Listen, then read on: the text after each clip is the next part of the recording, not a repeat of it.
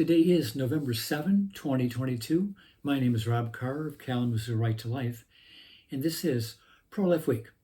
Well, this is the day before the midterm election and the day before the voters in Michigan will decide Proposal 3. And this will not be on our website until Wednesday. So the information, regarding Prop 3 will have already been decided by the time you see this broadcast. So it's a little dated in that sense. But I wanted to talk about a few other topics today.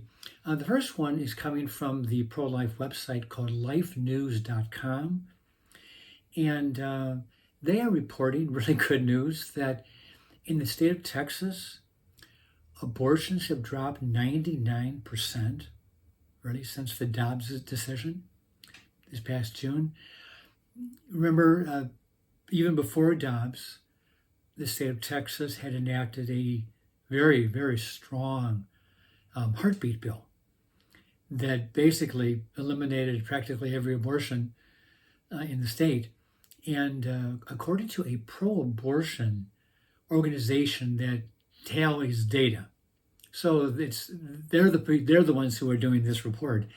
They said that back in April, there were 2,770 abortions in the state of Texas in April. In August, post-Dobbs now, in August, the state of Texas reported 10 abortions in the whole state. From 2,700, almost 2,800, to 10. Now, that is an astounding reduction of abortions. Thousands of babies are being saved in the state of Texas, and we rejoice in that excellent, wonderful, miraculous good news. Another news, this is coming from Michigan, but indirectly from Hawaii, but former Congresswoman Tulsi Gabbard, who was a Democrat, who left the Democratic Party for a variety of reasons, mainly because the party's gone too crazy, I would say. She's a strong person on defense. She's very concerned about Americans getting into foreign conflicts, regime change wars, things like that. Well, she campaigned last week for Tudor Dixon, our pro-life candidate for governor. And she also came out and said to vote no on Proposal 3. And that's exciting. Vote no on Proposal 3. And she mentioned, some of the reasons that we've talked before. It would permit partial birth abortion. It would invalidate parental consent. It would no longer require or mandate health inspections, health and safety inspections of abortion clinics. So, and what's remarkable is that Tulsi Gabbard has been a pro-choice lawmaker, whether she was in the Hawaii state legislature or in Congress in Washington. She's always been pro-choice. And actually, she was a Bernie Sanders supporter back in 2016, I believe. So it's not like she is a conservative by any means, no. But and maybe I'm hoping and praying that she is having a real period of reevaluating her beliefs, her convictions, and where she stands on some of these issues, because she seems to be moving more and more in a conservative way, and I would say in more of a common sense way too. But and I've always, even though she's been pro-choice, I've always kind of liked Tulsi Gabbard. Maybe that's a fault of mine, but I've always liked her. That I felt like she's always told the truth, even especially to her own party. She doesn't beat around the bush. She's very transparent and forthright in her statements, and I appreciate that she's not a phony baloney run-of-the-mill politician. She speaks her mind, and she speaks truthfully from her heart. So she's saying vote no on Prop 3. That is great news. Great news. Thank you so much, Tulsi Gabbard. Continue. And maybe over time, and maybe through discussions with pro-lifers, we will convert her totally to the pro-life position. We can be praying about that too. Now, getting away from Michigan here, but the national scene, the Democrats have spent $320 million this election cycle promoting abortion. That is a ton of money just on one issue. You know, I've talked before, we have inflation and we have crime and we have the southern border issue. We have drugs and fentanyl. We have sex trafficking. We have food prices, food prices, gas prices, the energy independence. I mean, there's a lot of things on our plate as Americans. So what are the key issues the Democrats are campaigning on nationwide, not just with Gretchen Whitmer, not just in Michigan, but nationwide? What are the key issues the Democrats are campaigning on? Abortion, and if you don't vote for us on November 8th, we will lose our democracy. Democracy is on the ballot. And if these MAGA Republicans take office, we will cease to be a democratic country. So that's it. Those are the two issues: abortion, and you'll lose your democracy if you vote for Republicans. And I think by and large, most Americans are rejecting those two arguments. I mean, abortion has upticked a little bit, but I don't think it's the huge issue that the Democrats hoped it was going to be. And you know, when families are looking at heating their homes and buying food and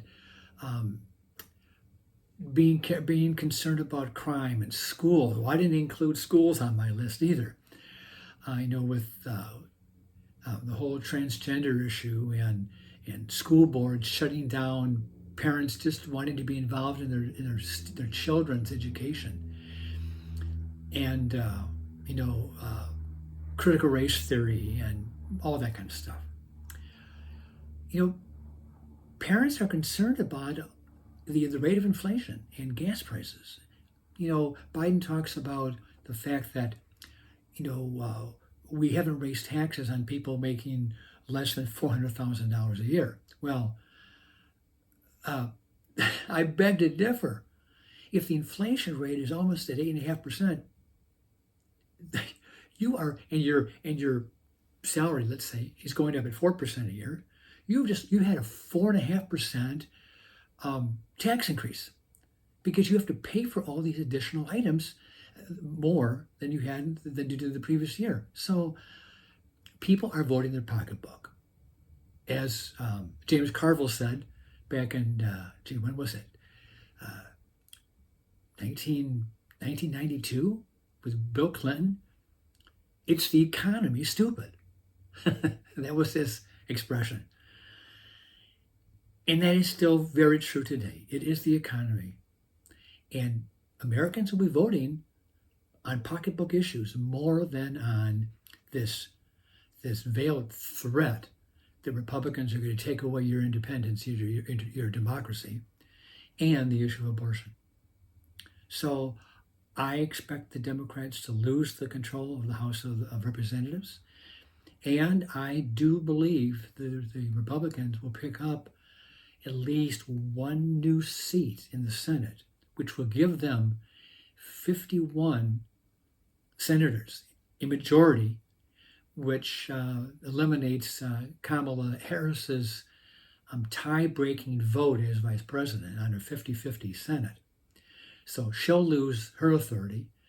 The Democrats will lose any hope of abolishing the filibuster and packing the court and getting D.C. and Puerto Rican statehood, because these are these issues that they want to just fill the Senate with liberal Democrats and make a permanent majority.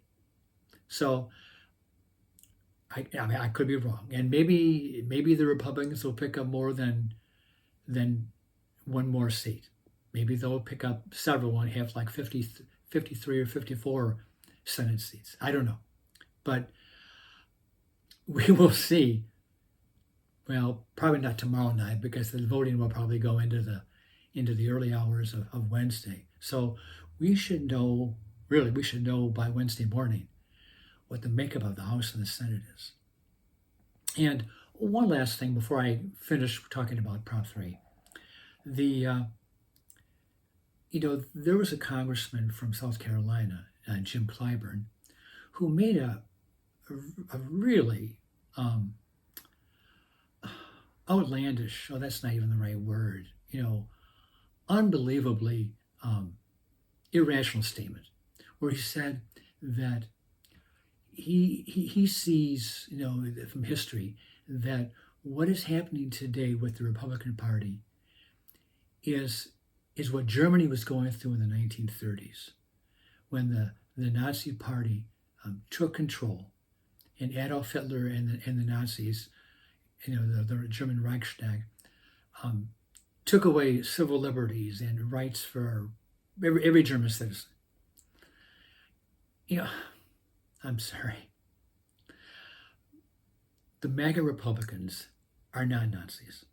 Conservative Republicans are not trying to strip Americans of their rights to vote and their rights and the right of a democratic rule. We are not trying to destroy American democracy. But as long as the Democrats try to fearmonger this issue, they talk about the Republicans being the party of hate, right? Trying to scare people. It's crime, scare people to voting Republican. The Democrats are doing the same thing by instilling fear in the voters by saying that if you vote for the Republicans, America will cease to be a democratic nation. That puts fear in people's hearts. So shame on you, Democrats, for saying that. I'm going to close. Just one last comment about Proposal 3. We've been outspent at least 2-1. Gretchen Whitmer is probably outspent Tudor Dixon 10-1. It's and most of the money on Prop 3 from the pro-abortion money has come in from California, New York, Washington, D.C., primarily from high roller PACs or individuals like a George Soros, billionaires and multimillionaires who have a lot of money to dole out for liberal causes. So we knew going into this campaign that it was going to be a David and Goliath fight. We understood that from the beginning. But as I read my Bible, David won his battle with Goliath because he put his trust in the living God. So I'm going to leave you with that. Trust in God. Believe that God is going to do a great miracle tomorrow regarding Proposal 3.